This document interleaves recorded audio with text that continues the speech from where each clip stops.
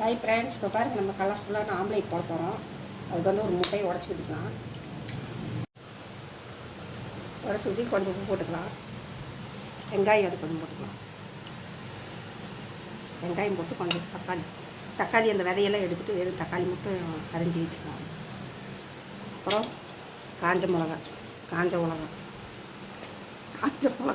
போட்டு கொத்தமல்லி தழை கொஞ்சம் போட்டு அடிச்சுக்கலாம். கலர்ஃபுல்லாக போடும் பாருங்கள் ஆம்லேட். இப்போ வெங்காயம் மட்டும் போட்டு தானே நம்ம ஆம்லேட் போடுவோம். வேறு கலர்ஃபுல்லான ஆம்லேட் அடிச்சுக்கலாம். சூப்பராக இருக்கும். இந்த பாருங்கள், டேஸ்ட்டாக இருக்கும்.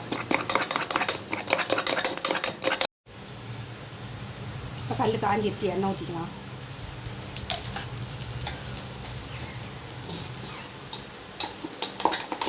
இதை வந்து அடித்ததை வந்து ஊற்றிக்கலாம். வெங்காயத்து கலர்ஃபுல்லாக இருக்குது.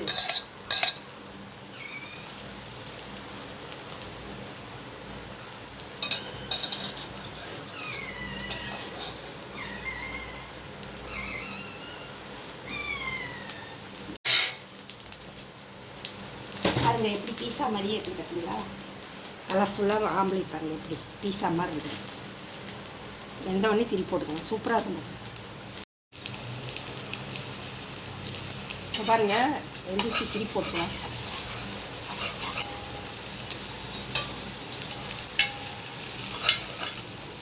இதான் எப்படி சூப்பராக வந்துச்சு. கலர்ஃபுல்லான ஆம்லேட் பாருங்கள், சூப்பராக தயாராகிடுச்சு. இப்போ பாருங்கள், கலர்ஃபுல்லான ஆம்லேட் தயாராகிடுச்சு. நீங்களும் இது மாதிரி செஞ்சு பார்த்துட்டு எப்படி இருக்குன்னு சொல்லுங்கள். வாங்க சாப்பிட்லாம். சப்ஸ்கிரைப் பண்ணுங்கள், லைக் பண்ணுங்கள். பிடிச்சிருந்தா பாய்.